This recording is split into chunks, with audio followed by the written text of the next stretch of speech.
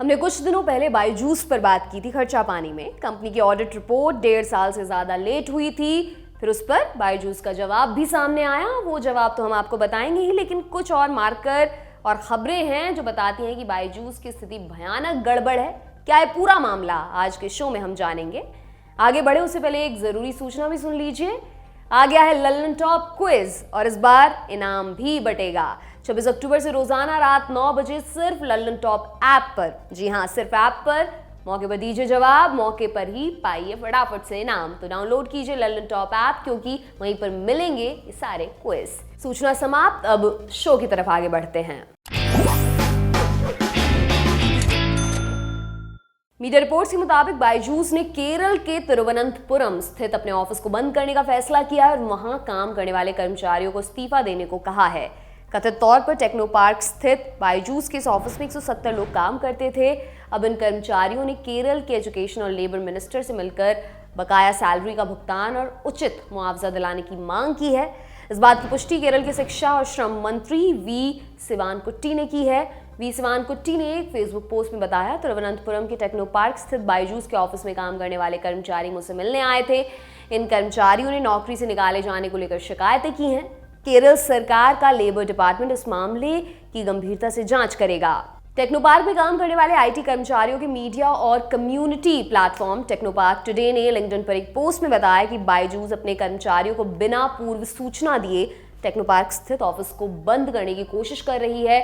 Company कर्मचारियों से जबरन इस्तीफे के लिए दबाव बना रही है। तो क्या बायजूस इतने गाढ़े में है कि ऑफिस बंद करना पड़ रहा है और लोगों को जबरदस्ती नौकरी से निकालना पड़ रहा है?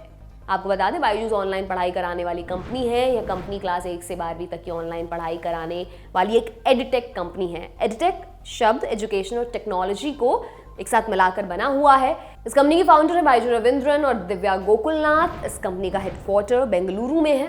2011 में यह कंपनी शुरू हुई थी। फिलहाल इसका वैल्यूएशन 22 अरब डॉलर के आसपास है। कंपनी का दावा है कि उसके साथ 11 करोड़ से ज्यादा स्टूडेंट रजिस्टर्ड हैं। अब आपको बता दें कि बायजूस इतनी बड़ी कंपनी आखिर बनी कैसे, इतना पैसा उसके पास आया कहां से?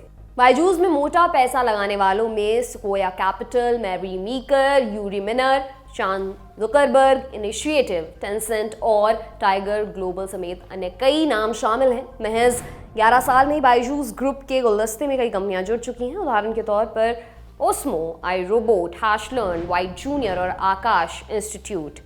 इतना हिसाब किताब होते हुए कंपनी दिक्कत में आई कैसे? चीज़ें थोड़ी सामने आने लगी सितंबर 2022 में, जब बायजूस की पेरेंट कंपनी यानी थिंक एंड लर्न ने 18 महीने की देरी से कंपनी की ऑडिट रिपोर्ट जारी की थी और इस ऑडिट रिपोर्ट में कंपनी को 4,588 करोड़ रुपए का भारी भरकम नुकसान दिखाया गया था। यह नुकसान इतना बड़ा था कि जितने भी देश के यूनिकॉर्न हैं उनमें सबसे ज़्यादा का नुकसान। यूनिकॉर्न मतलब 1 अरब डॉलर, 100 करोड़ रुपए से ज़्यादा वैल्यू वाले स्टार्टअप्स। देश में फिलहाल इस कैटेगरी में 100 के आसपास ही स्टार्टअप्स आते हैं। तो बायजूस का ये जो नुकसान था पिछले वित्त वर्ष के मुकाबले लगभग 19 गुना ज़्यादा बड़ा था। नुकसान की जब खबरें हुई तो बायजूस ने कहा, ऑडिटर द्वारा सुझाए गए बदले हुए अकाउंटिंग के नियमों में बदलाव के चलते हमारा नुकसान बढ़ा है और आगे आने वाले वित्त वर्षों में हम और ज़्यादा लाभ दर्ज करेंगे। और इतना लेट ये रिपोर्ट क्यों हुई? इस पर बायजूस ने कहा कि हमने कई कंपनियों को एक्वायर किया, इस वजह से अकाउंटिंग में समय लग गया। इसके बाद बायजूस के बारे में अक्टूबर 2022 की शुरुआत में खबर आई कि कंपनी 2500 कर्मचारियों को नौकरी से निकाल देगी। कंपनी ने कथित तौर पर कहा था बायजूस के 50,000 कर्मचारियों में से करीब 5% की छंटनी की जा सकती है।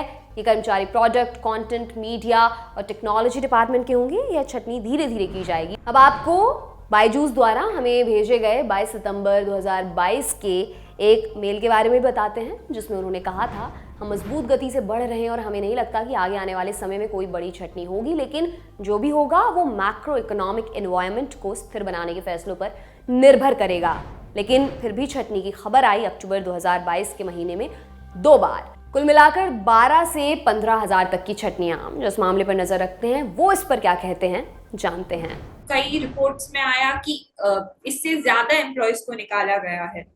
एम्प्लॉय एसोसिएशंस ने भी कहा कि इससे कई ज्यादा एम्प्लॉयज को निकाला गया। 2100 एम्प्लॉयज तो उनके टॉपर, एक बायजूस की काफी कंपनीज भी थी जो उन्होंने एक्वायर करी थी, जैसे टॉपर हो गया, व्हाइट हैट जूनियर हो गया, आकाश हो गया।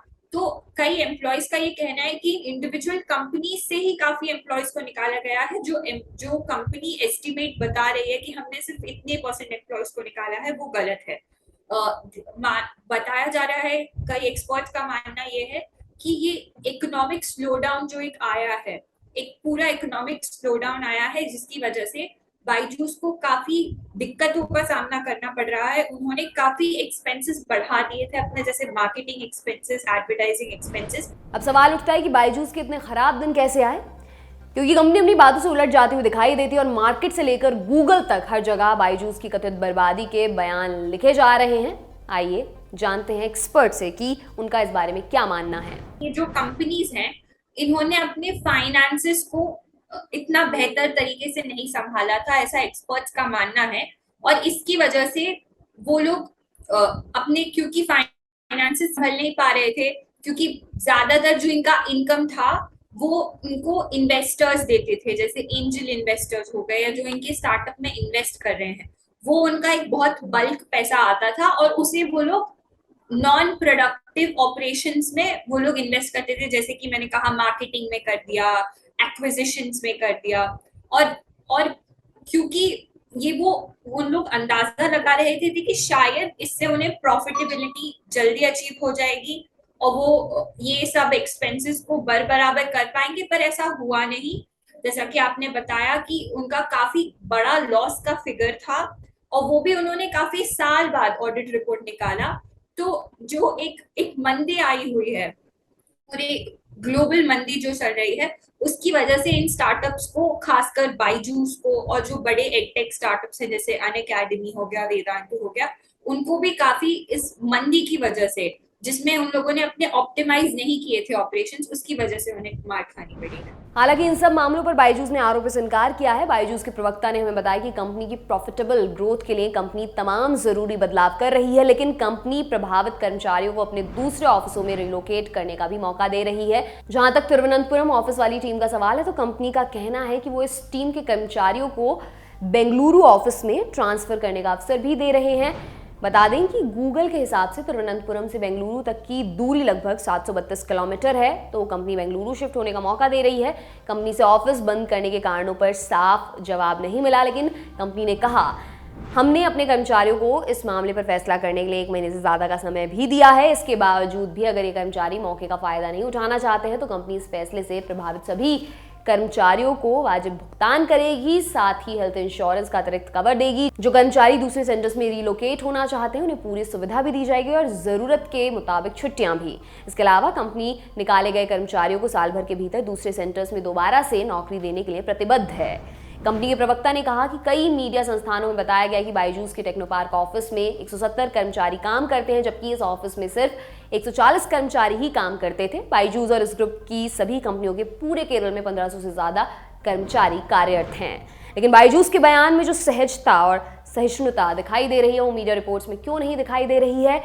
क्यों अभी भी ज़बरदस्ती नौकरी से इस्तीफा दिलवाने की खबरें चल रही हैं? इसकी शिनाख्त और पड़ताल अभी बाकी है, लेकिन क्या हमारे और आपके बच्चों के भविष्य और उनकी शिक्षा के साथ काम कर रही कंपनी और पारदर्शी नहीं होनी चाहिए? आप पिछले खर्चा पानी का कमेंट बॉक्स उड़ाकर देख लीजिए, वहाँ कई लोगों ने अपनी आप बीती सुनाई है। कई लोगों ने बताया कि वो बायजूस से कैसे जुड़े और अब स्थिति क्या है। हम इन पर आगे के एपिसोड्स में बात करेंगे। बायजूस को लेकर जानकारों में स्थिति बहुत ज़्यादा साफ नहीं है। सुनील शेट्टी से लेकर कार्ति चिदम्बरम तक सभी ने बायजूस के लिए अपनी अपनी राय जारी कर दी है। हम और भी बात करेंगे, आगे भी बात करेंगे। तब तक के लिए इतना ही, शुक्रिया।